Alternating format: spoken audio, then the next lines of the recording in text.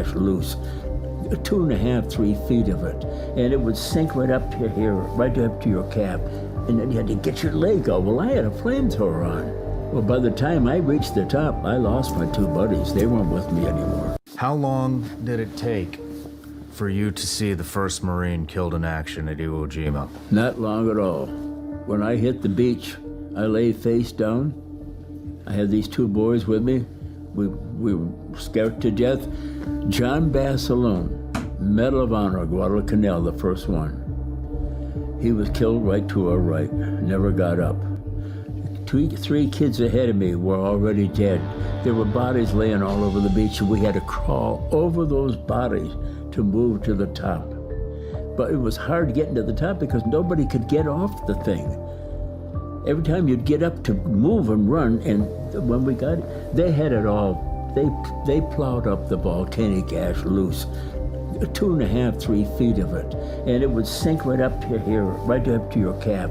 And then you had to get your leg out. Well, I had a flamethrower on. Well, by the time I reached the top, I lost my 2 buddies. They weren't with me anymore. How long did it take for you to see the first Marine killed in action at Iwo Jima? Not long at all. When I hit the beach, I lay face down. I had these 2 boys with me. We were scared to death. John Bass alone, Medal of Honor, Guadalcanal, the first one. He was killed right to our right, never got up. 3 kids ahead of me were already dead.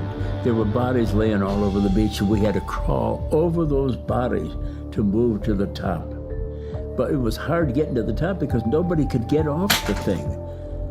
Every time you'd get up to move and run, and when we got it, they had it all. They plowed up the volcanic ash loose, 2.5, 3 feet of it. And it would sink right up to here, right up to your cap. And then you had to get your leg out. Well, I had a flamethrower on. Well, by the time I reached the top, I lost my 2 buddies. They weren't with me anymore. How long did it take for you to see the first Marine killed in action at Iwo Jima? Not long at all. When I hit the beach, I lay face down. I had these 2 boys with me. We were scared to death. John Bass alone, Medal of Honor, Guadalcanal, the first one. He was killed right to our right, never got up. 3 kids ahead of me were already dead. There were bodies laying all over the beach, and we had to crawl over those bodies to move to the top. But it was hard getting to the top because nobody could get off the thing. Every time you'd get up to move and run, and when we got it, they had it all. They plowed up the volcanic ash loose, 2.5, 3 feet of it. And it would sink right up to here, right up to your cap. And then you had to get your leg out. Well, I had a flamethrower on. Well, by the time I reached the top, I lost my 2 buddies. They weren't with me anymore. How long did it take for you to see the first Marine killed in action at Iwo Jima? Not long at all. When I hit the beach, I lay face down. I had these 2 boys with me. We were scared to death. John Bass alone, Medal of Honor, Guadalcanal, the first one. He was killed right to our right, never got up. 3 kids ahead of me were already dead. There were bodies laying all over the beach, and we had to crawl over those bodies to move to the top. But it was hard getting to the top because nobody could get off the thing. Every time you'd get up to move and run, and when we got it, they had it all. They plowed up the volcanic ash loose, 2.5, 3 feet of it. And it would sink right up to here, right up to your cap. And then you had to get your leg out. Well, I had a flamethrower on. Well, by the time I reached the top, I lost my 2 buddies. They weren't with me anymore. How long did it take for you to see the first Marine killed in action at Iwo Jima? I've treated many old people, and it's quite interesting to watch what the unconscious is doing with the fact that it is apparently threatened with a complete end. It disregards. One of the tests for assessing someone's character is to look at the character of their friends and their associates. While people can put up a mask themselves for their character, their friends and associates will not. Yep. And so you can judge a person's character by their friends and associates, and to some degree by their enemies. Right. You know, if evil people hate you, well, you might be doing something right. One of the tests for assessing someone's character is to look at the character of their friends and their associates. Hey, I just wanted to remind you not to give up being friendly. People don't even talk about Ceres. It has the most fresh water out of any other planet in our solar system. More And fresh water. where's its location? That's the next planet after Mars. Ceres. Really? Ceres. How big is it? Is It's it like Pluto size? It's about maybe 2/3 smaller than Mars. And guess It's a what? dwarf planet, so they don't. It falls in orbit between Yeah. Mars and Jupiter near the right. middle of the asteroid belt. When they flew by it, You about heard about this before? I didn't know there was another planet out there. listen, when they flew by it a few years ago, the lights were on. They sent a probe out there. What? The lights were on. And so they tried to say it was ice particles glistening in the sunlight. So when they got to the dark side, guess what? The lights were on the dark side. They couldn't use the ice particle explanation anymore, so they just said, we don't know what it is. What? Ceres' small size means that even at its brightest, it's too dim to be seen by the naked eye. Even with the most powerful telescopes, and little was known about it until the robotic NASA spacecraft Dawn approached Ceres for its orbital mission in 2015. There are strange things there as well. People don't even talk about Ceres. It has the most fresh water out of any other planet in our solar system. More And fresh water. where's its location? That's the next planet after Mars. Ceres. Really? Ceres. How big is it? Is It's it like Pluto size? It's about maybe 2/3 smaller than Mars. And guess It's a what? dwarf planet, so they don't. It falls in orbit between Yeah. Mars and Jupiter near the right. middle of the asteroid belt. When they flew by it, You about heard about this before? I didn't know there was another planet out there. listen, when they flew by it a few years ago, the lights were on. They sent a probe out there. What? The lights were on. And so they tried to say it was ice particles glistening in the sunlight. So when they got to the dark side, guess what? The lights were on the dark side. They couldn't use the ice particle explanation anymore, so they just said, we don't know what it is. What? Ceres' small size means that even at its brightest, it's too dim to be seen by the naked eye. Even with the most powerful telescopes, and little was known about it until the robotic NASA spacecraft Dawn approached Ceres for its orbital mission in 2015. There are strange things. I found it much easier. People don't even talk about Ceres. It has this exact process that's been described now by astrophysicists and astronomers is in ancient text that we can read and we can see. We've got a This exact process that's been described now by astrophysicists and astronomers is in ancient text that we can read and we can see, oh my God, this is exactly what this text is saying. It's talking about the creation of our solar system. It even talks about the creation of Earth in that text. So it says that when Marduk, aka Nibiru, a moon of Nibiru, crashed into Tiamat, it broke into pieces and became the hammered bracelet. That's the asteroid belt. One giant chunk swung away, recoalesced with everything, water, land, and organic material needed for life, and became the Earth, tugging with it the moon. So it's pretty crazy that the creation of this planet itself, and it says that it pushed, the net force pushed Mercury closer to the sun and pushed Venus closer to the sun, and then we took the third spot in place around our orbit around our sun. This exact process that's been described now by astrophysicists. We've got a catastrophe on our hands. So who wants to get high off a perky? Not me. This Percocet pill pendant used to be on the website, but now we're destroying it. We're taking it off the site because I had a incident with heroin. And I lost $500,000 in crypto in. I had this fucking kid, man. So what about people who don't believe in Jesus? The collision of black holes, the idea that you can detect that. Yeah. They're two black holes, and they were about 30 times the mass of the sun each. And they were orbiting each other and spiraling in towards each other. And they accelerated. At one point, they were approaching each other at 1/3 the speed of light. And they accelerated to 2/3 the speed of light in 1/10 of a second. And then hit each other. And the explosion, the energy release, it was something like 50 times the energy release, that the power of all the stars in the observable universe glowing. And it was something like 50 times that amount of energy for a tiny fraction of a second. But it's an unimaginably violent event. So you can imagine how extreme, like a colliding black holes. It's an incredibly extreme event. So it shakes the fabric of the universe, and the ripples come across the universe. The collision of black holes. Skyrim devs made Eric the Slayer immortal, and you'll love Bethesda. Be careful how you treat people. Be careful how you treat people, man. See, it's certain people that God don't play about. Be careful how you treat people, man.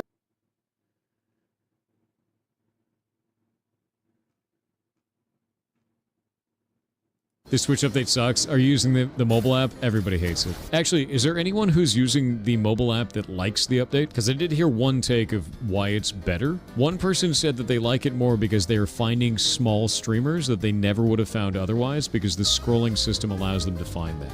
That's the only positive messaging I've heard about it so far. I find less new small streamers because the scrolling is so annoying. Yeah, but think about all the people who came over from YouTube Shorts, right? Like, so now when they're on stream and they're trained to like scroll past me by flipping upwards, now when they do it, it actually will work, right? Like, I can't tell how many viewers I got in here right now. It says 2 for me. I don't have a sub button, I don't think, because There are people who want to colonize other planets, give us an escape route. We trashed Earth, let's move elsewhere and hope we don't trash that. Well, there aren't many places to move. Mars rotates once every 24 hours. It's tipped on its axis, as Earth is, which means it has seasons. It has polar ice caps, the way we still do at this moment. And there's evidence of running water on its surface. So there's a chance we could terraform Mars, my favorite word of the past few decades. You turn something that's not like Earth into something that's like Earth, then you just move there. So here's the catch. If you have the power of geoengineering to turn Mars into Earth, then you have the power of geoengineering to turn Earth back into Earth. There are people who want to... So Don, you love censorship, is what you're saying? No, I don't love censorship. I believe in moderation. Moderation is a propaganda word for censorship. Look, if something's illegal, we're going to take it down. If it's not illegal, then we're putting our thumb on the scale and we're being censors. You're putting your thumb on the scale for moderating hate speech. I mean, you don't put out child pornography. That's not... It's illegal. Some people would say that's considered censorship. I'm just saying. I literally said, if something is legal, okay, we will obviously remove it. Okay. We, I guess, have a disagreement because I do not believe in censorship that goes beyond the law, and you do. So you don't consider that hate speech? I guess you're not understanding what I'm saying. We don't agree on this. Yes, you want censorship and I don't. No, I don't want censorship. Yes, you do. No, I want responsibility. You desperately want censorship. No, if I want a censorship... You want censorship so bad you can taste it. No, that's not true. And I'm against censorship. I'm in favor of freedom of speech. Yeah. And freedom of speech only is relevant when people you don't like say things you don't like. Otherwise, it has no meaning. So Don... Jesus.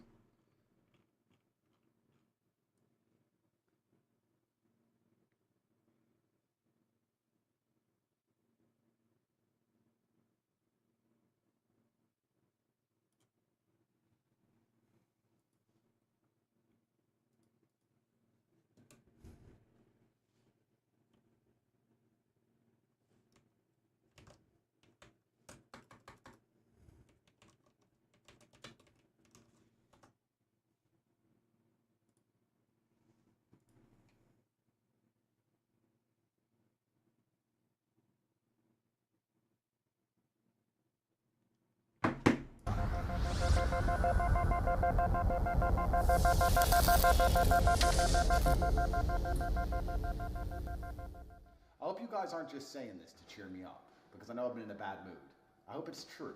I hope you're not just trying to make me happy. Because obviously I moved all the cars. My cars were outside, so I like looking at them from the pool. And then I thought, let me move them all under the protection. After I did that, because I'm God's favorite, God decided to make a hailstorm come. He wouldn't do it while my cars were out, because me and him, we get along. Alex, the heathen, his car was exposed to the hailstorm, and now I'm being told his windscreen was cracked. But I hope you guys aren't lying to me, just to try and make me smile. Alex, how do you feel? I feel pretty shit, not gonna lie. Let's go check. God. Shit loud as fuck.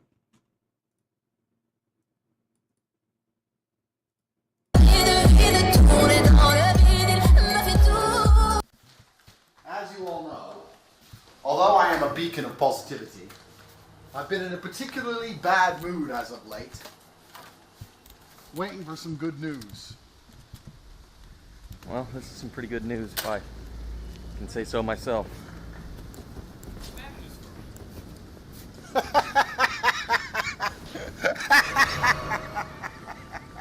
That's Pinky right there. Fuck! No, whoa, one sec. One sec. No, one sec. Ferrari's fine. Thank you.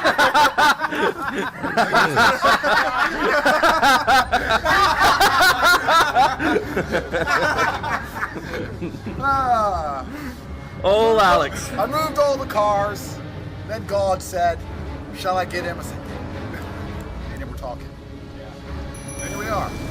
You do deserve it. Why? Let's just do it. It's hilarious for each other.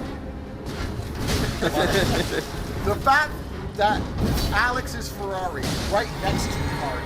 I can't even see you. Shows that God actually I can't think of another answer. needs to repent. Go check our cars. Is the Merc fine? Check the Merc. There you go. All the cars are fine except that. Well, come on. Why am I fighting in the dark?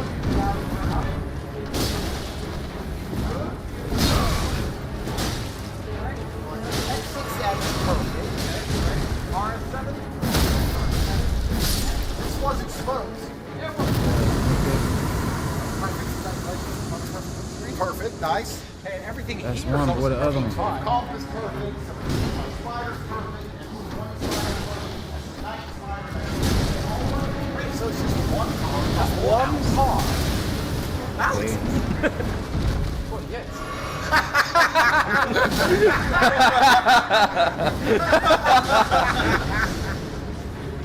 Why does that make me happy? Because Alex has no money. He can't pay to fix it. There you go.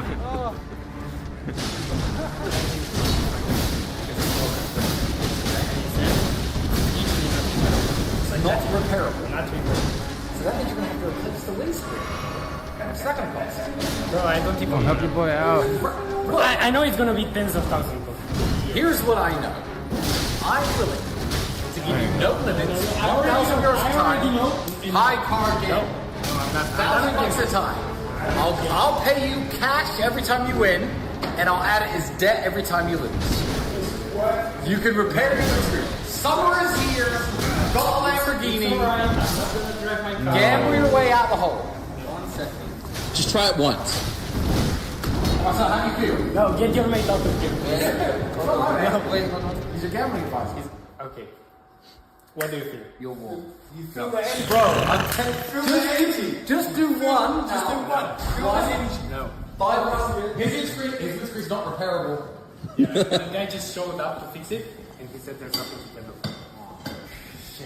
Whereas as a good friend, I've offered him no holds barred, 1,000 euros a time. I'll take debt in exchange for cash, and you can make the money for his windscreen. And he's warm right now. He's energy level is warm. You can be here. No. Bro, Alex Bailey now 5 or 6 games in a row. You have 6 grand cash. Bro, you can do this. Alex.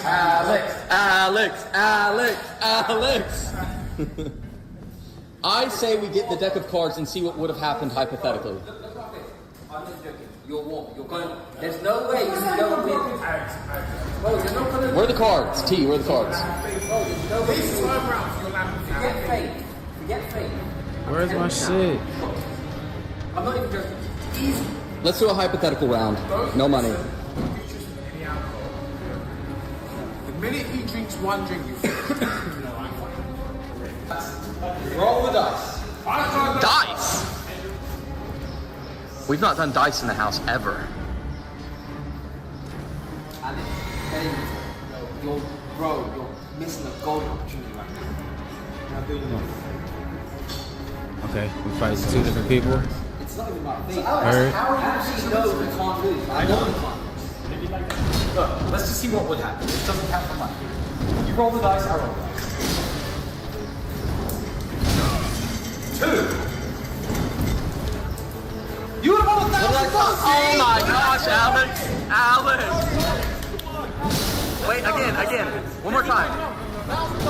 Ah, no way. Bro, we already did this like 10 times, and I in 10 times. Alex, one more hypothetical. One more hypothetical, Alex. It's real deal time. Let's go. I gotta lock in. Cause what?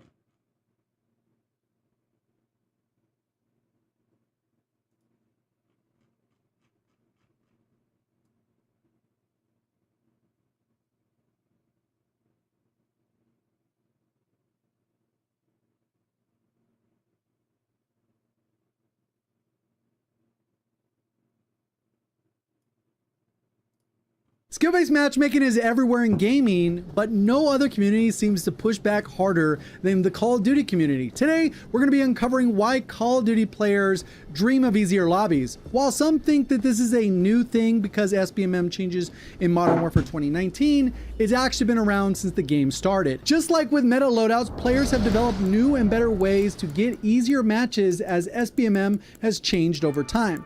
And by the end of this, you'll see how much wanting easier lobbies is a core part of Call of Duty. New players or those from other games might wonder why some Call of Duty players want easier lobbies instead of facing others of the same skill level. The reason is deeply rooted in Call of Duty's history, where players have been rewarded with things like streaks and nukes for high kill games.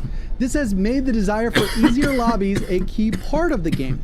For example, COD even referenced this with Crispus Noobs in its message of the day back in Black Ops 2. Players have always wanted to reach those highs, and easier lobbies are a shortcut to get there.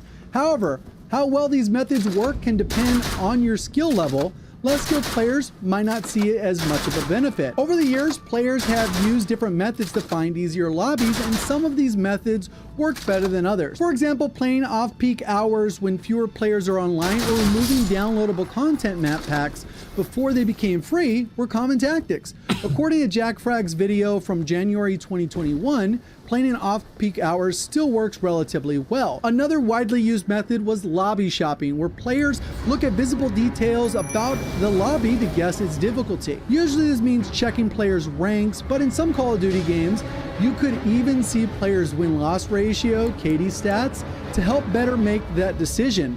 Allier shows what it looked like right here from this gameplay from BO3, and Swag demonstrates it here in Infinite Warfare while he's playing with Mark J. If a lobby seems too tough, you can quickly leave and join a new one. If there are only 1 or 2 skilled players, they might leave if you start winning a lot. I even covered this back in Black Ops 4. Until around 2019, when Activision decided to make it so that lobbies disbanded after a match. And I think this was part of their countermeasures to reduce the ability to get easier lobbies. Before dedicated servers were introduced to Call of Duty around 2013, players were forced to play on peer-to-peer connections, and this generally gave the host a huge advantage. Played back then, you know what I mean. But some ways around this were either mess with the matchmaking or use a router to geofence. And we'll talk a little bit more about geofencing later in the video, since it's kind of made a comeback, or at least gained popularity again. In 2019, a video by Sour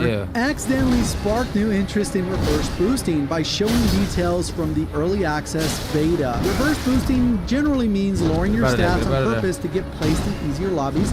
Even though Sour's video made it popular again, this trick was already talked about over 10 years ago, which you can see here.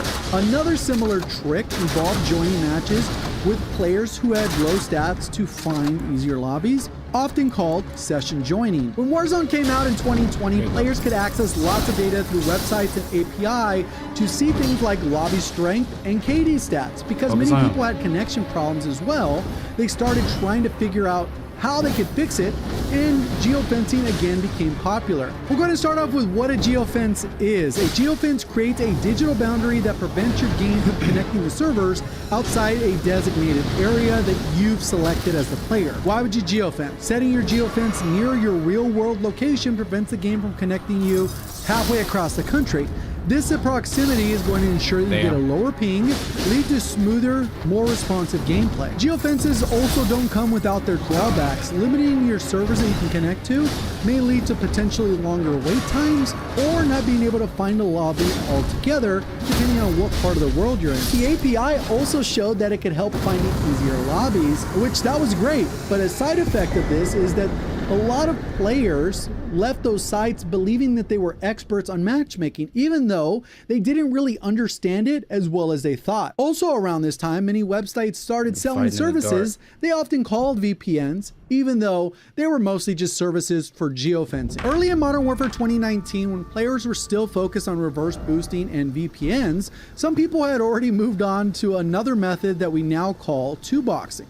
This method is now widely talked about, but there are probably other tactics that are still kept secret by people trying to get easier lobbies. Two-boxing means using a second account or even more to host games for you, putting you in easier lobbies. This method combines two strategies, session joining, which we just talked about, as well as reverse boosting that's been around for a while. This solved one of the biggest problems with reverse boosting, which was that it was a lot of work and less effective over time. The new SBMM white paper from July 2024 revealed changes that impacted and made RBing harder. It currently uses 3 skill criteria: total match kills, kill death ratio, and a new metric that measures kills compared to deaths by enemies. The new measure specifically targets the old reverse boosting trick of just blowing yourself up repeatedly. Again, another countermeasure by Activision, at least that's my opinion. I wanted to see how much of a difference 2boxing made, especially since we don't have the API for data anymore. I had an account that I'd used to test SBMM in Cold War and other CODs, which I worked on with Drifter, Sour, Exclusive Ace. The Cold War results lean towards differences in ping, bullet registration, time to match, how long you had to wait in queue, and then also overall skill of the opponent. As a comparison to those tests, 2boxing was as effective or better than just using a low skilled account. On top of being fairly easy to do, for multiplayer, you just had to join with a low SBMM account. If the lobby was not full, you could join on them using your main account, simply session joining. In Warzone, you can join a party with a low skilled account, like your friend or another account as host, and then they have that account leave the party when the lobby begins to fill up. So it's even easier. You don't have to session join. In my first match, I broke my Warzone PR for kills, going from 19 up to 29. I tried a few more matches just to make sure it wasn't a fluke, and even tested it with other players in different areas. On April 27, 2024, I hosted 14 matches for Shifty, a competitive player and arguably one of the best players in the world when it comes to Warzone, and I knew wasn't already 2boxing. His PR before this test session was 43 kills. During the session, he streamed without hiding his screen to show the transparency that we were 2boxing, and it was clear we were 2boxing. Shifty managed to increase his PR 3 different times.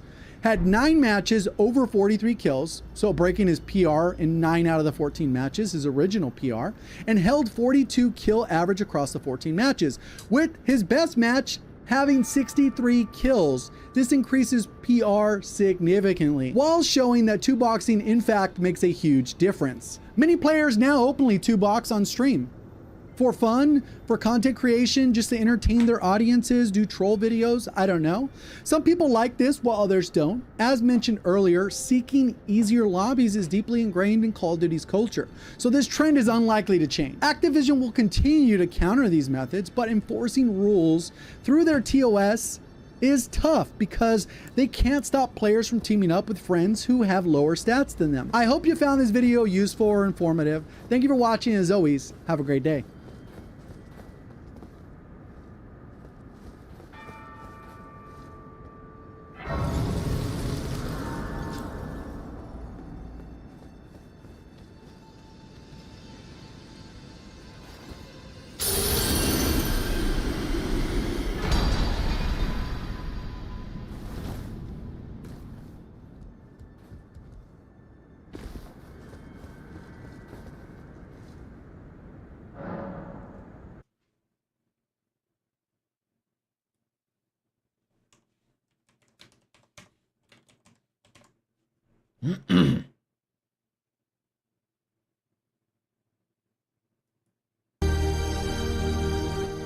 Got an idea.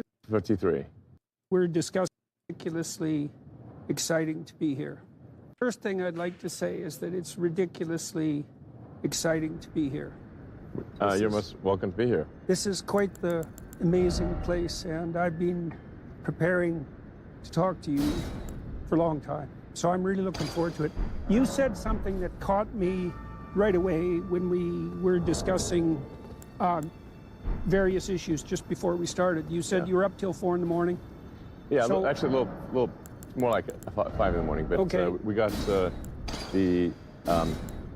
XAI data center or supercomputer center training from beginning installation to start of training in 19 days, which is the fastest that anyone has ever gotten a supercomputer to train. And is that in that new building off to the side? That's in Memphis, actually. It's in Memphis. Yeah. Oh, so that's where you were? Yeah. I see. Memphis, Okay. the capital of ancient Egypt. Right. Yeah, you're bringing what? Perhaps that's where our new god will come from. Yeah, no kidding. No kidding. Yeah, I wish that was funny. Yeah, okay, so I want to talk to you about alignment. I wish that was funny. Yeah, Yeah, I mean, right. well, look, I mean, there are a few things we're aiming for with Grok, the XAI. Yeah. You know, but it's the name of the AI from XAI is called Grok. Yeah. And if you're familiar with the I'm term. familiar. So, I want to ask you about that too. well, Grok just means to deeply understand something. Yeah, but it's got that weird background. That's Stranger in a Strange Land, right? Robert Heinlein. That was a favorite book of mine. How old are you? 53. Yeah, okay, so we're roughly from the same era. I read Heinlein a lot when I was a kid. The first two-thirds of Stranger in a Strange Land are great. It gets kind of weird in the final third. Yeah. So why'd you pick Grok? Well, I think, because of the meaning of the word. Yeah. To grok something is to understand it at a very deep level. Yeah. To really fundamentally understand something, and that's what we're aiming for with our AI. The stated goal of XAI is to understand the universe. Yeah. So to really just understand the nature of the universe, like and even what questions to ask about the universe. Yeah. So that's our goal. I think it's a good goal. Okay, so let me ask you some specific questions about that. So I played around a lot with large language models. I have some people on my team who built one. Actually, we built one out of my writing that I've been using to help me with my new book. So if I come across biblical passages that I can't understand, I can use that system to give me a first pass approximation, and it works quite nicely. Yeah. I've used Grok quite a lot too, and ChatGPT, and I use them as research assistants, and they're ChatGPT lies a lot, so you have to keep an eye on it. Well, so I've been thinking about this alignment problem, and so alignment problem's a big deal. I got an idea to run by you, and you tell me what you think about this. Well, so there's a golden thread of conversation that constitutes the basis for humanities education, let's say, that's run across centuries. And in principle, that concentrates on ideas that have been winnowed probably through a quasi-evolutionary process across large spans of time. Yeah. To get documents out of that, like the King James Bible, for example. Sure. And they're zeroing in on core conceptual structures that we don't even necessarily explicitly understand. Yeah. It seems to me that when we take young people and we give them a genuine humanities education, we solve the alignment problem for them. Now, so the question... Or make it worse. Well, you do that if it's propagandistic. You can make it much worse. Which often is these days. Yeah, that's pretty much that's exact. Well, that's also exactly what happens, and inevitably when that unbroken tradition is not transmitted. And so this strikes to something that's very essential, which is, well, what's the difference, let's say, or is there a difference between the Western canon, let's say, and the latest woke nonsense? Now, I've used Grok a lot, and it's not as woke as ChatGPT, but it's still woke. Like, it still deviates in the... So how are you... Can you address that by... It's just a language model at the moment, let's say. If it also understood images, if it also understood behavior... It actually does understand images at this point. Okay, and is the language model and the image understanding, are they stacked on top of each other? Because I think that's partly how we triangulate psychologically, right? We have an imagination and we have a verbal module, but those things have to work in sync, and we also have... It certainly is intended to work in sync. It is intended to be what's called a multimodal model, which means understanding text, images, and video, and audio. Okay, if it understands video, will it start to understand behavior? Yeah. All this data that you've collected with your cars, so I've been wondering, I know Tesla's a car company, but when I look at what you do, AI I don't... company. Yeah, well, exactly. Well. Yeah, well, maybe more. Like, those aren't cars, those are autonomous robots. Yeah, they're robots on 4 wheels. Autonomous robots on 4 wheels, yeah. They just look like a car. Right. They're disguised as a car. Disguised in a as a sense. car, yeah. Yeah, okay. So what advantage do you have in training Grok, given that you have all this real-world data that you've gathered from your automobiles? We haven't yet applied real-world video from Tesla to Grok yet. So I do want to emphasize, XAI is a fairly new company. It's just a little over a year old.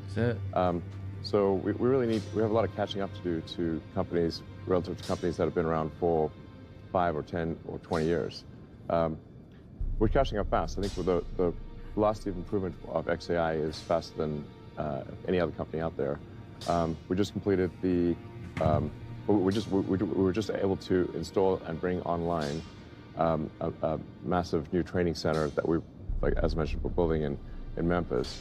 And it's from beginning hardware installation to it beginning training was only 19 days.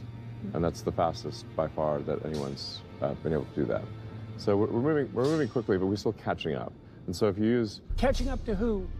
Well, catching up to, say, Gemini, ChatGPT, Claude, and the others. And how do you feel that Grok... We're catching up fast. How do you feel that Grok performs, say, in relationship to ChatGPT now? Well, so the Grok version that's been released is still based on Grok 1 version 1 training. We've made several improvements, so it's sort of called Grok 1.5. But the foundation model of Grok is still an order of magnitude weaker than ChatGPT. Oh yes. So okay. it's doing quite well given that order of magnitude difference. And this new system, how powerful is it compared, let's say, to ChatGPT?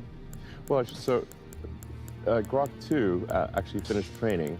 Now Grok 2 was training with we call it roughly 15,000 GPUs, and they're H100. So Grok 2 finished training about a month ago. We're doing what's called fine-tuning, fixing bugs and whatnot. So we'll release Grok 2, which will be should be on par with or close to a GPT-4, Okay. and that's hopefully we release that next month. Then what we're doing in the Memphis data center is we're actually training Grok 3. So that'll probably finish training in about 3 or 4 months, and then there'll be some fine-tuning and bug fixing and whatnot. And we're hoping to release Grok 3 by December, and Grok 3 should be the most powerful AI in the world at that point. So my sense with ChatGPT, like I've worked with lots of undergraduates and graduate students, so my sense with ChatGPT is if you can corner it into behaving properly, that you kind of have something approximating a team of, I would say, master's degree level intelligence and something like that. What do you envision for this new, well, let's say the new Grok 3? And then you talked about delving deeper into the structure of the universe, let's say, to answer fundamental questions, like, and you are a remarkably forward-looking person, so what the hell do you think you're building with these AI systems? Like, what is this? Well, I think really what all the AI companies are aiming to build is digital superintelligence. So, intelligence that's far smarter than any human.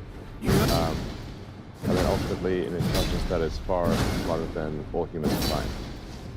So now one can say, like, is this a wise thing to do? Isn't this dangerous? Well, unfortunately, whether we think that or not, it is being done.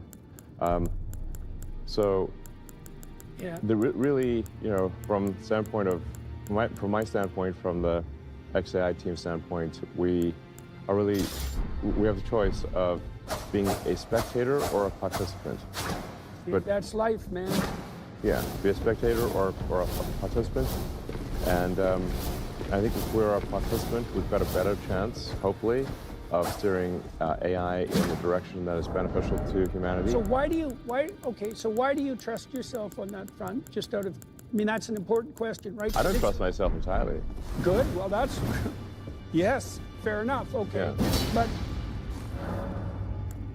you're in an ethical conundrum, right? Yes, there's an ethical conundrum. Right, because you said, well, this is happening.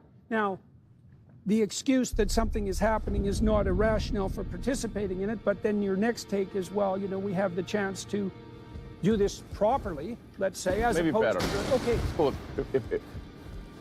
I think we just, from a moral standpoint, we really just need to think that maybe we've got a chance of it being better to some degree than what others are doing, and we'll strive to avoid some of the pitfalls or directions that the others are going in.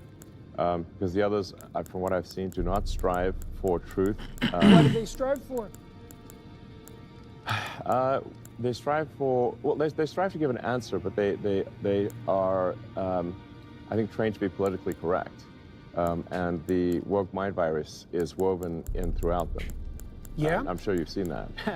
Yeah, Yeah, definitely. definitely. Definitely. You know, my students used to ask me because I've been teaching what I've been teaching for about 40 years, and one of the questions they used to ask me is how I knew that what I was teaching wasn't just another ideology, right? Because the postmodern take is, well, all it is a plethora of power games, and so there's no rank ordering approaches to the truth in terms of their ethical suitability, but that's not the game that you're playing. And Right, and obviously would not agree with that philosophy. Why not? The sort of moral relativism.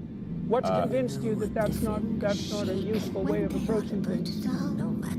Well, I think you can look at a given belief system and critique it as being likely to enhance or decrease enlightenment. Will any given belief system improve our understanding of the universe? Will we learn more things? Will we achieve a deeper understanding of physics? And right, so that's grounded at least in part in a scientific framework, from the sounds of it. Well, just, I think there are facts about the world. Yes, right. There are things that are, let's say, extremely likely to be true versus less likely to be true. Yeah. I think if one thinks in terms of probabilities about any given sort of axiomatic statement, then that's the right way to think about it. And some things are, 99.99% to be true. You can run experiments, you can confirm them, and others perhaps have a low probability of truth, 1% likely to be true, or just using extremes here. But any given statement has, I think, should be thought of as having, unless it's a tautology, it should be thought of as having a probability of being true or untrue. Or a probability of being relevant to an argument or not relevant to an argument. We're just talking about the basics of cogency here. Yeah. Well, okay. So let me put a twist on that too. So one of the things that really struck me about your public pronouncements in recent years was your insistence that we're in a natal crisis and that that's actually a problem. Well, that's factually true. Well, it depends whether you think that the planet would be better off if it was depopulated. Right? I definitely. That's the I'm not Paul an Ehrlich's extinctionist. line. Yeah. Yeah, Paul Ehrlich is a genocidal maniac, as far as I'm concerned. And Yes, I and a very think he's a powerful terrible one. human being. Yes, and he's never admitted that he was wrong. And he was unbelievably wrong. He made a famous bet. You know yes, the bet. I hate Paul Ehrlich. I can be clear about that. I think he's terrible, and his books have done great damage to humanity. So okay, fine. I talked to a philosopher a while back who was an antinatalist, trying to get my finger on that. There was a recent research article published on this too. Antinatalists are much more likely to show dark tetrad traits: Machiavellian, psychopathic, narcissistic, and sadistic, because those first three weren't enough, right? And so those things are tightly aligned, especially the best predictor was psychopathy for being an antinatalist. Sure. Right. Well, and the psychopaths are very, very, very self-centered, right? They're like overgrown 2-year-olds, overgrown aggressive 2-year-olds. So that's not good. How did you start to understand that one of the fundamental ethical problems is different than a scientific problem? One of the fundamental ethical problems that's plaguing the West is this catastrophically low birth rate. And when you started making public observing the numbers, I mean, I noticed this 20 plus years ago. That the trend in birth rates for really all countries past a certain level of economic development was trending to well below replacement, if not already below replacement. And if you extrapolate the curve, which one always has to be cautious about extrapolating any demographic curve, but I always preface by saying if these trends continue, most countries will dwindle into insignificance. They might completely die out. So I've been thinking about that in relationship to sacred images. Okay. Okay, well, the sacred image of masculinity in the West is a crucifixion, but a man who's crucified. But the sacred image of a woman isn't a woman. The sacred image of a woman is a woman and an infant, right? It's a dyad and not a monad. Sure. Right. And in the Christian view, those two images they vie for supremacy, right? I mean, obviously, Christ is the superordinate image, but Mary as the mother of God is the female equivalent. And so one of the things I've been playing with at an axiomatic level is the notion that unless the feminine is conceptualized as the combination of female and infant, then the culture has lost its attachment to the traditional sacred images and is probably on its way out. Yeah. I think there's an argument that when a culture loses its religion, that it starts to become antinatalist and decline in numbers and potentially despair. So I've got a hypothesis about that. You tell me what you think about this. So I've been working this out in my next book, which is coming out in November. So it's an analysis of biblical stories, and in a way it's an attempt to solve the alignment problem. Okay. Okay, so imagine this. Imagine that there's a unity of moral purpose that is conceptualized in the traditional writings as what should be put in the highest place. So it's God, and in the final analysis it's ineffable. But it is a fundamental unification, monotheism. Okay, now, here's a hypothesis. When that collapses, two things arise to replace it. Okay, one is the striving for power, and the other is the untrammeled, what would you call it? The untrammeled dominion of hedonism, and especially on the sexual gratification side. So it's like, if there's no ultimate unity that's future and community oriented, that's predicated on sacrifice, you get a dissolution immediately into the next two contenders for domination. And one is, it's about me, buddy, and get the hell out of the way. And aligned with that is, not only is it about me, it's about me, what would you say, subjugated to my most base whims. Because why would I want power except to do exactly what the hell I want whenever I want to? And so part of the problem with the idea of people like Dawkins, so Dawkins and the atheists presume that... I've had many conversations with Dawkins over the years. You have, eh? Oh, yeah. Oh, we're going to do a podcast together, which I'm very looking forward to. Yeah. But I'm very curious about this issue, because his idea, and it's kind of an Enlightenment idea, is that we dispensed with the idiot superstition of the past, then everyone would become, Baconian rationalists. And that seems... Yeah. Unfortunately not. No, well, what seems to me to happen much more likely is that power and hedonism rise to take the place of what was holy, so to speak. And Nietzsche warned about that when he proclaimed the death of God to begin with. He thought nihilism would also enter the realm, right? Nihilism, power, and hedonism as the triumvirate of replacement gods. And so I've been trying to puzzle out in this new book the way the biblical corpus is conceptualizing what's properly placed in the highest place, and it does. That's part of the reason I was asking you about the natalist issue, because you figured out 20 years ago, that's a long time before anybody had been talking about longer. it.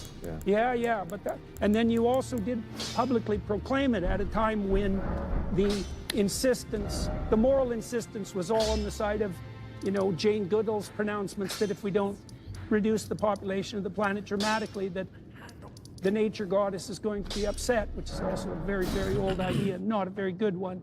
So I'm very curious about your intuition there. Like, that's a long time ago. And so how did you cotton on to the fact that antagonistic attitude towards birth that's embedded in our culture now was something that should be called out and that was pathological?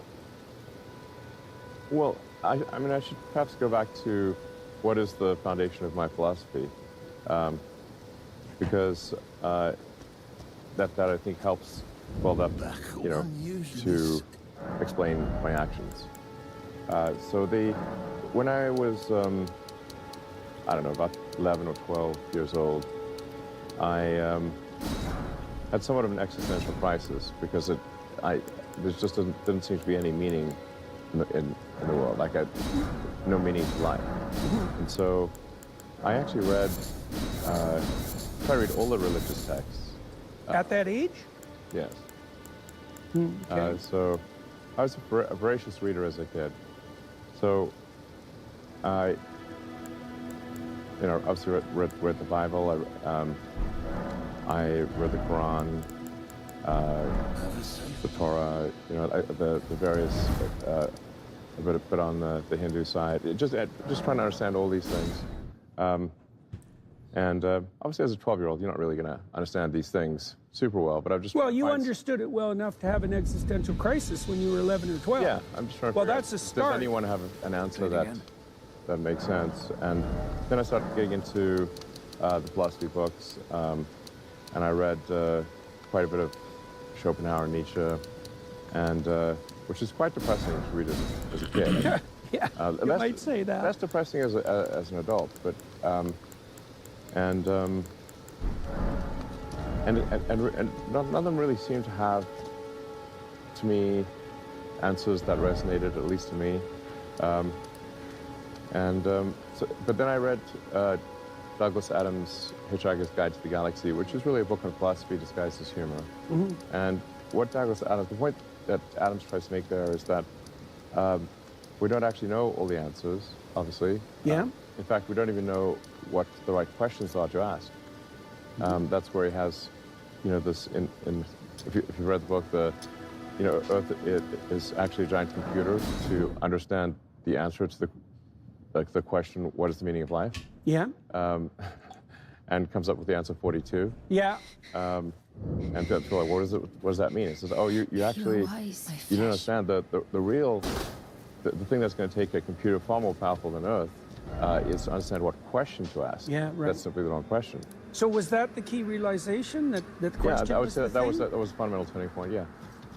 Yeah, because that's it. So that's very interesting, because one of the things that you see constantly portrayed in redemptive hero myths across the world is that the adventure is the thing and that the search is the thing, rather than there being a final answer, as absurd as 42 might be, right? There's no, that the conclusive answer is something like deep engagement in the process.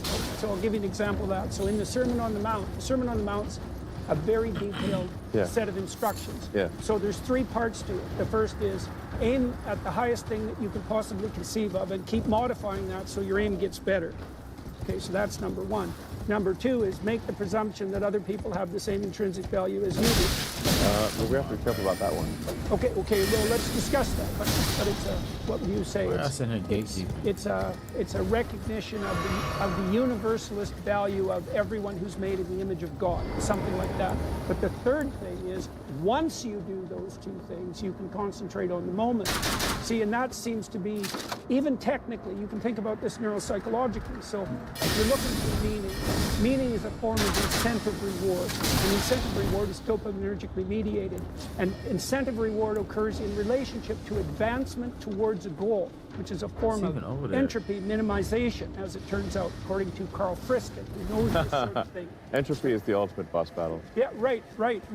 Well, negative emotion signifies the emergence of entropy, and positive emotion on the dopaminergic side signals its reduction. But there's something that's more complex there, because the higher the goal that you're trying to attain, the more intrinsic value each step towards it comprises, and that's neuropsychologically accurate. And so part of the wisdom of the Sermon on the Mount is that if you posit the highest imaginable goal, then any step towards it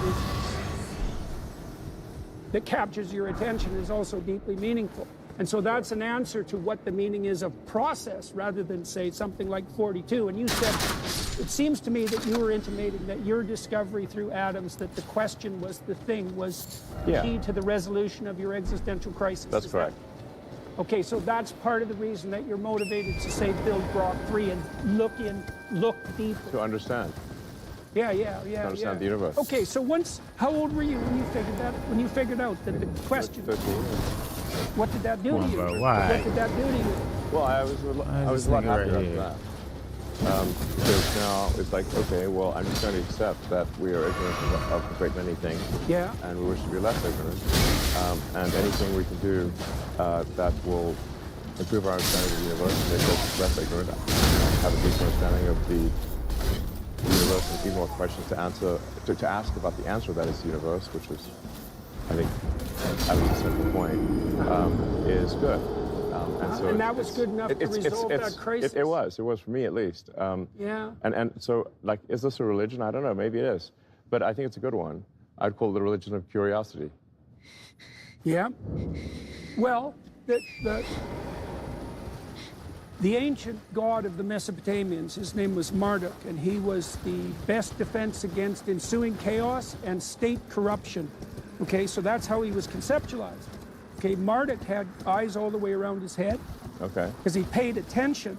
Right. Right, and he spoke magic words. Okay. Right, and he was literally, for the Mesopotamians, he was the agent that revitalized the tyrannical state and overcame evil, and also the force that dispensed with chaos and built something magnificent and cosmic out of it.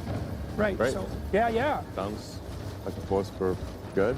Yeah. Well, the Mesopotamian emperor, so his job was to embody that spirit on earth, and they used to take him out of the city on New Year's Eve, strip him of his kingly clothing, humiliate him, they slapped him, the priests, and then they'd ask him to confess all the ways that he hadn't been a good Marduk, attentive and speaking properly in the previous year, and that's how they renewed the cosmos every year. And Okay. that's our New Year's celebration is a derivation of that, out with the old and in with the new. And the Egyptians, they worship the eye, right? You've seen that famous eye. You also see Eye of Horus. The all-seeing eye of Horus. That's the antidote to the eye of Sauron, by the way. Right, because you get, if you don't use that vision, if each citizen doesn't use that vision, it's replaced by the totalitarian all-seeing eye. Right. So that's a hell of a thing to know. Okay, Yeah. so that's cool. So I wondered, I see, because I wondered what's motivated you, because you push in so many directions simultaneously. You have to be really highly motivated to do that. And so you figured out that the question, in a sense, was the answer. Yeah. The question is, or you know, said another way, that seeking greater enlightenment and a better understanding of the universe and more questions to ask about it is something that we can continue to do as a civilization for a very long time. Yeah, likely forever. Right. Exactly. So. Depending on how powerful Brock turns out to be. Yeah. So that's. So then I thought, okay, I'll work on things that improve our understanding of the universe. I know now that they have said, like, at a base level, well, this is why I actually think we want a population increase, because population increase means that there are more people, that we've expanded the scale. More brains. Yeah, we've expanded the scale of consciousness. To the degree there are different cultures, we've expanded the scope of consciousness, so that there's. Okay, so I read something here. I talked to this gentleman who done a biography of Marx, and he went and looked at Marx's poetry and drama that he wrote before he wrote the Communist Manifesto, and he found out something very interesting. He found out that Marx's favorite quote from Goethe was a statement by Mephistopheles. It's a very specific statement, and it's a very key statement. Mephistopheles' motivation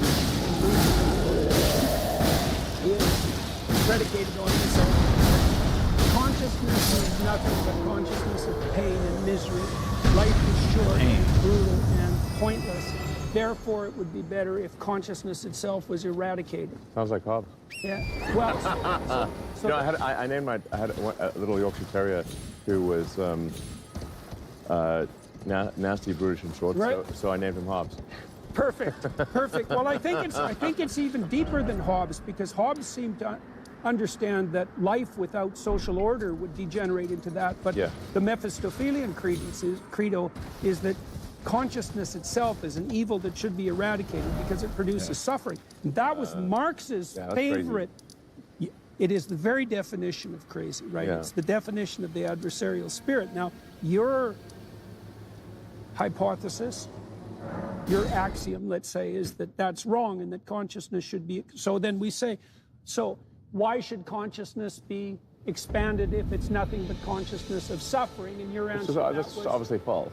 Okay, well, not so obvious. Lots of people suffer. Like lots of people are suicidal and nihilistic, and you had that crisis of faith. Let's say when you were 11 or 12, an existential crisis, but you resolved it. Meaning of life crisis. Right. So, no, I think it's just obviously false that people. While there are people who are very sad, there are people also who are very happy, and we go through sad and happy moments. Every human being does. So it's an absurd and obviously false statement that life is merely suffering. Yes. That's just, I mean, that's just a ridiculous bring my boy statement.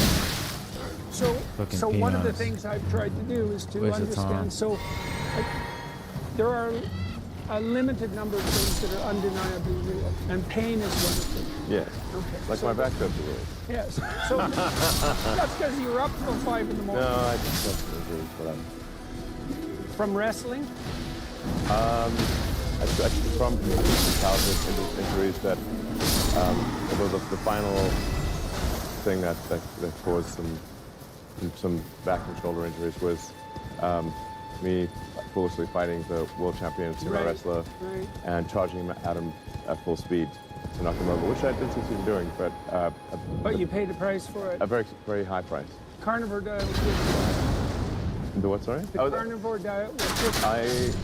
Look, I like meat. I'm pro meat. I don't think the carnivore diet is a particular issue. I think my wife had an injury of 40 years, okay, and it resolved in 2 years eat of steak? carnivore diet. You can just eat steak or something? Yeah, all beef. Sure. I'm a pro. I like meat, but I think this is I think I'll probably need an operation or something. But anyway. I'd try the carnivore diet. Sure. First. Sure. Anyways, that did happen to her. Okay. She couldn't lift her left arm above here. It took 40 years, and in 2 years it resolved. Okay. Yeah, so that was something to see. It also rejuvenated her physically in a variety of different ways that were quite miraculous to watch. Yeah. And that hasn't stopped. So that's a weird thing, and I would have never believed it if I hadn't seen it because it's so preposterous. Anyways, something to proselytize about the carnivore diet. Yeah. So, okay, so that, now, let's go back to AI, if you don't mind. So you were involved in the project that Sam Altman runs now, OpenAI? Damn. I was, one of the principal co-founders. Right. Dude, the spear at his neck. Yeah, so what the hell happened? My idea. What happened? That nigga too. Well, I started off. The origins of OpenAI are that I was very close with Larry Page, who's one of my best friends, and in fact, I'd stay at his house because I'd spend half the week in the Bay Area running Tesla and half in LA running SpaceX, and for the longest time, I never even had a house in the Bay Area. I would just stay at friends' places. If they had a spare room, I'd stay there, or if they didn't, I'd sleep on the couch. And I found it actually to be a good... It's very funny that you sleep on the couch. I think that's very funny. Yeah. I'm, I didn't stay on the couch that often, but it was... Why you just but I didn't have a house for more than a decade, so I would just stay at friends' places, which is a great way to catch up with friends. Yeah, right. And so I would have these conversations with Larry Page once a night about AI safety, and I just grew increasingly concerned that Larry was not sufficiently concerned about AI safety. And at one point, he did call me a speciesist. Yes, you are one. Yes. Yes, it's, I guess, correctly labeled. Yes. And it's kind of like he fully admits capitalism. there were other people around when he did that, and nor does he attempt to deny it. That I'm a speciesist in favor of humans instead of as machines. lice compared to lice, for example. Well, no, more like relative to digital intelligence. Oh yeah, that's even worse. His view is that digital intelligence should be, that I mean, Larry's view is if I'm not misspeaking, is that ultimately we will all upload our minds to the computer, and everyone will just be robots. Yeah. And for a while, See, there's not much difference between that and death and humanity. Well, yeah, I think that's... Because whatever we'd be then, it wouldn't be what we are now. Right. And that, and if we pay a price for what we are now, and that's the price of our intrinsic limitations, and that is a difficult, bitter, let's say, pill to swallow. But I also think, so I've thought recently, how do you know that something's real? So death makes things real. Death makes things real. Sure. And so if you eradicate death, it seems to me that on some fundamental level, you also eradicate reality itself. So, yeah, and I haven't figured out the connection. There is an important, death does play an important role.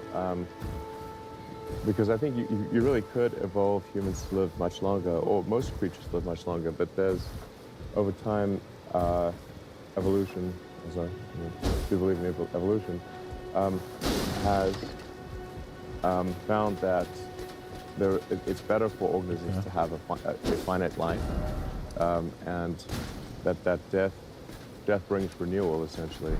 And I think we do need to be cautious about trying to solve longevity in sort of a live forever type sense, because I think our society, our culture would ossify, and the people in power would always remain in power. Well, and you wouldn't, you know, if you had, let's say, you apprehended a 10,000-year span of consciousness with no sleep. Yeah. I don't know what the hell you'd be if that was who you were, but you would continue. Sure. And then we also don't understand that. See, part of the problem, I think, with the perspective that the technologists are taking with regards to human existence is that there's a reductionism there. That's something, it's something like there's no difference between us and the gist of our linguistic network, something like that. Like, whatever we are as conscious beings is a hell of a lot deeper than the patterns of thought that make up our cortical existence. Consciousness is way deeper than cortical existence. And maybe. Yeah, maybe. I do think you have to ask this gradient question of where does consciousness arise? Now, in a sort of traditional Christian faith, you would say that, well, there's a soul that inhabits the body, and that's the consciousness, perhaps. But you know, we all started as a single cell. So is that single cell conscious? I mean, it doesn't look right. You can't talk to it. It's just a cell. It differentiates very strangely. Yeah, it has that teleology built into it that's very difficult to understand. But conscious, it seems not to be. Not at that point. It doesn't seem to be conscious. So where, as it divides into many more cells, eventually reaching to an adult human has 30 to 40 trillion cells. So where does consciousness arrive? Does it grow slowly? Is there a step change? I tend to generally believe in physics, and you seem to have done pretty well with that belief, by the way. Yes. Well, I have a saying that physics is the law and everything else is a recommendation, because people can break and do break man-made laws, but they have yet to see someone break laws of physics. So, and so if you have beliefs that are incompatible with a rocket getting to orbit, the rocket will not get to orbit. Right. Yeah. A pragmatic. Physics is a harsh judge. Yes, definitely. Yes. Definitely. Do you think these LLMs, do you think that any of the machinery that you've interacted with is showing anything, signs of anything that might be equated to consciousness? I mean, the LLMs are remarkable, right? And they certainly passed the Turing test as far as I'm concerned. Yes, they passed the Turing test. So from a testing standpoint, I think we will, if we're not there already, we soon will be, where you would not be able to tell that you're interacting with a computer. Or that's coming right away, man. Yeah. In fact, probably, sort of here. Unless you're really sneaky and you ask harsh questions and corner the damn things, we're probably already there. Yeah, as long as you don't know, if you know some of the tricks, like how many R's are there in renderer, and bizarrely can't figure that one out. Oh, I didn't know that was one of its. Yeah, so it has these weird lacunae in its knowledge, right? Well, it divides everything into tokens, and those tokens are more than one letter, and so it actually weirdly it's myopic with respect to single letters. Right, I see. So it's got a resolution problem. Yeah. Yeah. Now you can get around with this with like weird tricks, like if you ask it to write a computer program to count the number of letters in a word, it can create that computer program, run it, and then get the number of letters correct. Right. Anyway, but so back to consciousness. So on the question of consciousness, I always think where along the lines like, is everything conscious or is nothing conscious? Potentially. And I think you want to just, when you're trying to understand something, consider the various possible answers and think that there's a probability associated with each one of these answers, as opposed to a certainty. Now, if physics is correct, the universe started off with consisting almost entirely of hydrogen, a little bit of helium and some lithium, and that coalesced into stars that exploded. When it coalesced in stars, you had the formation of heavier elements, and then those stars got scattered and then reformed and made new stars. So we eventually got elements that are higher in the periodic table besides the very basic ones. It's the physics equivalent of Jacob's ladder, I think. Yeah, so this is what physics predicts. This strange spiral upward towards somewhat towards consciousness. Well, yeah. So, but the point is that the universe, at least according to physics, started out essentially as hydrogen, and given enough time, you had more,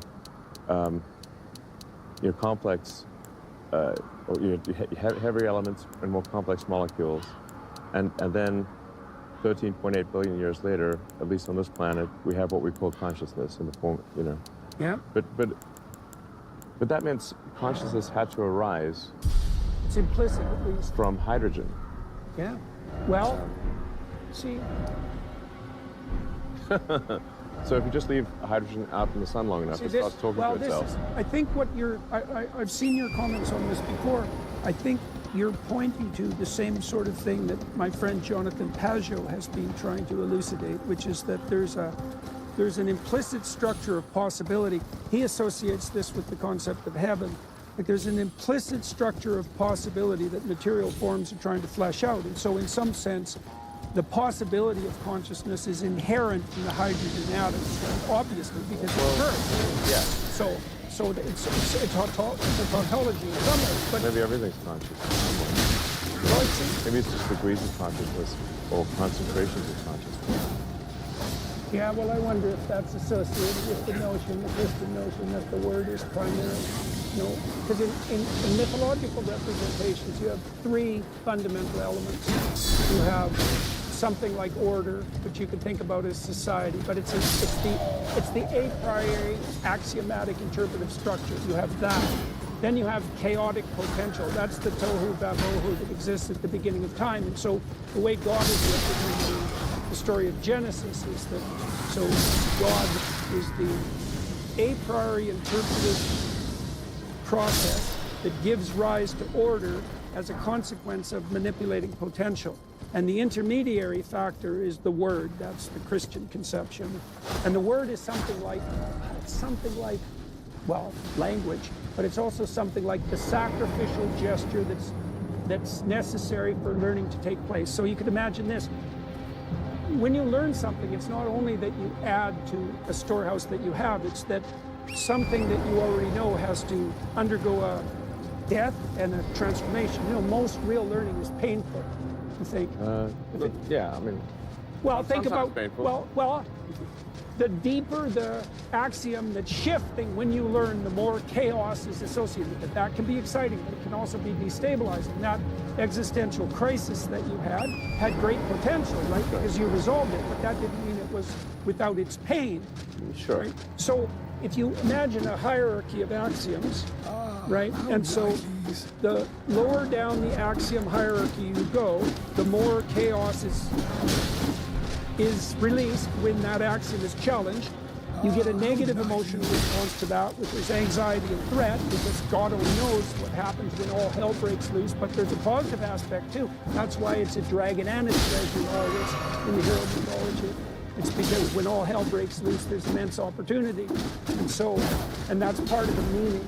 Now, I think you capitalize on that treasure, let's say, on the treasure portion of that chaos by assuming something like your own ignorance, by allowing your initial preconceptions to die, and by tracking the trail of deep and insistent questioning. So now your questioning took the place, if I got it right, you basically took the scientific tack, hey? Is that right? Because you're... Yeah, well, I'm trying to understand the truth of the universe. Physics is essentially study of the truth of the universe, at least those things that are predictable. So when I resolved my existential crisis, which happened about the same time yours did, I didn't study science precisely. I wasn't as interested in the transformations of the material world. So I'm probably more people-oriented than thing-oriented temperamentally. So I started to study evil. Right? Okay. So that was my delving into the depths, because I wanted to crack that. I wanted to understand if it not so much even whether it existed, because I became convinced of that very quickly, but what exactly that had to do with me. Because when I was reading history, I read it as a perpetrator and not as a victim or a hero. I mean, I try to read history to discern the facts of what humans did. You know, so what? That also has shaped the way that you act, though. Probably, sure. I've read a lot of history. I try to understand the rise and fall of civilizations, and what do you think makes them fall? well, one of the things is a decrease in birth rate, which seems to be a natural consequence of prosperity. Yeah, isn't that strange, eh? Because you'd kind of predict the opposite, wouldn't you?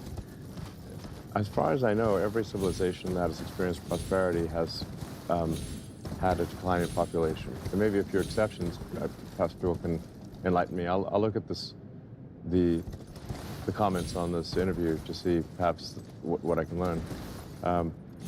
But it seems that from what I've read, almost every civilization, when they become prosperous, their birth rate drops. You think that's a consequence of the emergence of something like a non-punished hedonistic egocentrism? Like, well, obviously, you mean there's certainly many examples of civilizations. They become prosperous. There is generally a trend towards hedonism. Yeah, well, you can get away with it if you're wealthy, eh? Because the consequences of your foolishness don't smack you on the head instantly. Precisely. So, you know, if you're a civilization under threat, like let's say if you take, say, Rome, when they were trying to not get annihilated by Carthage, and they had Hannibal running around marauding Italy, they didn't have time for hedonism. Hedonism is not an option. We're going to be destroyed by Hannibal, and yeah, when a civilization's under stress, there's very little hedonism that takes place. So, you know, William James said that the modern world needed a moral equivalent to war, right? He investigated the religious realm very, very deeply, and I think this was in the varieties of religious experience, and that really had an effect on me, because I think that you need something akin to an existential threat in order to set you straight. I think there's some truth to that. Yeah. You know, it's sort of like if it's let's say if it's a spoiled child that that kid gets everything he or she wants, and you have sort of a Baruch assault situation. Right. And then writ large, that is a civilization that is prosperous and where people get everything they want. I think it's the right way to think about it developmentally and neuropsychologically, because maturation itself consists of two processes, let's say. The more mature I am, the more I'm bringing other people into the purview of my vision. So I extend myself across other people, my family first, but then brought the community more broadly. Sure. The better you are at that, the more people you can play a game with at the same time. But you also do the same thing with the future, and that's actually, as far as I can tell, what the cortex is for. It's to move you away from primordial hedonistic motivation to this more inclusive sense of future and community, right? And that's a higher order self. Yeah. And so the default would be immaturity, and wealth is obviously facilitate that. And maybe it's partly because, okay, so you're a very wealthy man. You could give your children anything they ever asked for. Okay, so why not do it? Why not every time they ask for something, why not just deliver it? You know, there's some wisdom that comes through the ages that you don't want to have someone be a spoiled brat. And why do you think giving people everything they want exactly when they want it necessarily produces that? Because it seems to. I think it almost always is. Okay, you had a rough childhood. Yeah. Yeah, like rough and tumble, rough childhood. Plenty of fights, and a father who was a difficult creature to contend with. Okay, what did that do for you? And are you grateful for it, or are you unhappy about it? Well, I guess you never know the things that really made you who you are today. So, at the end of the day, am I on net grateful for my life? I am. And perhaps even for the hard things. Because those hard things, I learned from them. What did you learn? I mean, I read your biography. It's not an autobiography. No, it's not. No, definitely not. I would tell it in a different way than Isaacson, because Isaacson, who I think is an excellent biographer, is nonetheless looking at things through his lens, and wasn't there at the time. Right, of course, of course. Well, one of the things that stood out for me, too, though, from that, and I would like your comments about this, was the rough details of your childhood. A lot of physical altercations, and a lot of, I don't know exactly how to characterize. Altercations. I mean, I was almost beaten to death within an inch of my life at one point. Right, that counts. Yeah. That definitely counts as a physical altercation. Just a few blows here and there. So what did that, okay, why aren't you bitter about that? Because that's a pathway that people take. I think that there are, one can take, and often people do take, the path of vengeance. Yeah, that's for sure. Yeah, so, or that's what antinatalism is. Yeah, to feel that the world has treated them unfairly, and that they will visit upon the world that which the world has visited upon them. And justify it by recourse to the reality of their own suffering, which is often intense, right? Yeah. So the story of Job, one of the things I concluded from the story of Job, because it's a precursor to the crucifixion story. So Job makes a decision. The first decision is that no matter how terrible things become for him, he will not lose faith in himself. And the second is, no matter what horrors are visited on him by Satan himself, he will not lose faith in the spirit that gave rise to the cosmic order. Right? No matter what. Well, so, while I'm not a particularly religious person, I do believe that the teachings are good and wise. And that there's tremendous wisdom in turn the other cheek.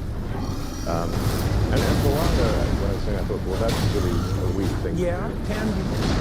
If someone, and with respect to bullies at school, I think you should turn the other cheek, punch one of the rest. And then thereafter, but then you stop bullying, and a punch in the nose will stop that. And then thereafter, make peace. So sometimes that punch in the nose is the first step to making peace with bullies. Yes, they, change their career to perhaps they shouldn't be doing such things.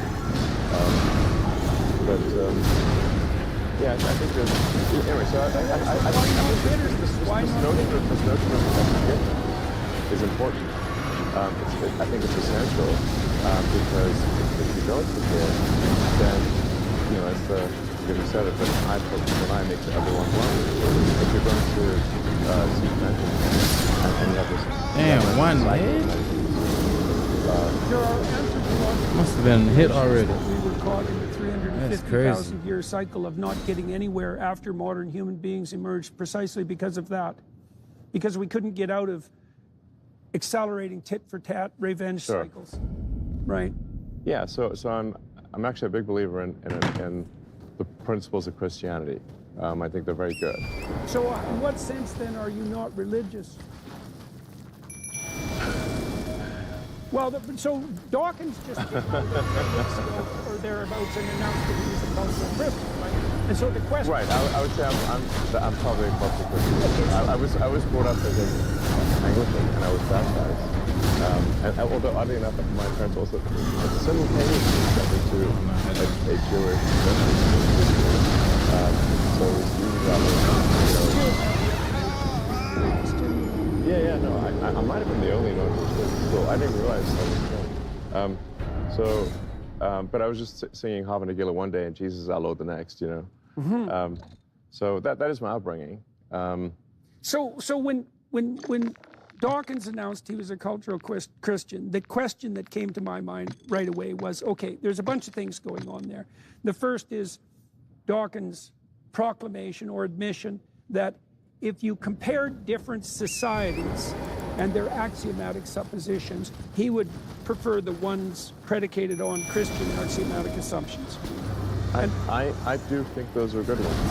Okay, so that's why I asked you about why you would consider yourself not a religious, because it Why did my horse instantly die?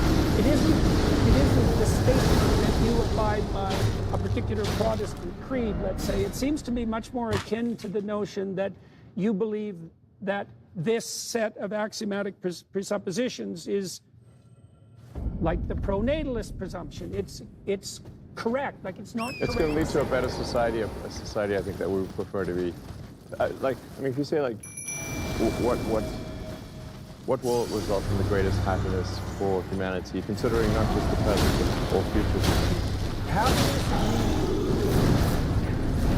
Well, which would you pick? Personally, I'd pick meaning, because for me, meaning leads to happiness, but I think that's... Right, but the reverse isn't necessarily the case. Yeah, let's just say, if you, I could say contentment or something, but I think like a set of principles is likely to a society thinking of themselves as happy as well, okay. If you want the principles that lead to the most amount of happiness over time. Yeah. That iteration of support. Yeah. Because you have to consider the happiness of future humans as well. So you just left? Right now, but the contentment issue I have a harder time with. So, reward divides into two categories. There's satiation and there's dopamine. They're not the same. And it looks to me, given what you've already told me about the way that you resolve crises, that you consistently pick that's adventure reward over contentment. Now, you like to say it and you're content with them, I presume you're playing, but the way that you found meaning in your life is not through contentment, it's through adventure. That seems to me the case. For the sake purely of adventure. I do like adventure. But for example, a lot of people find happiness and contentment with adventure, like climbing tall mountains, or hiking on hills, going, exploring the wilderness and that kind of thing. I've never really found, personally, I found it trying to take time on Everest. You're doing it conceptually. Conceptually and from a knowledge standpoint. Yeah. Knowledge Mount Everest. Right, so it's adventure. It's adventure with a destination in mind, right? And you already described the destination. The destination is deep understanding. Yes, to deepen our understanding of the nature of the universe. I think this is. I mean, one I guess could call it a religion. I wouldn't be upset about that. But that is my religion for, lack of a better way to describe it is really, it's the religion of curiosity, the religion of greater enlightenment, and then if you follow that, so like that's the goal, then what falls out of that goal? What falls out of that goal is to have consciousness expand in scale and scope. So you have, I use scale and scope to say that we want more consciousness, and I think it's also good to have varied consciousness. So that everyone's not thinking exactly the same thing. That's those multiple eyes. I shall see to that. Yeah. All I ask of you is to make the journey to the snowy mountain tops of the giants, far above the clouds. I know I'm asking you to commit a cardinal sin. But it must be done to reach the path beyond. And that is the path I wish to travel. What is your mind?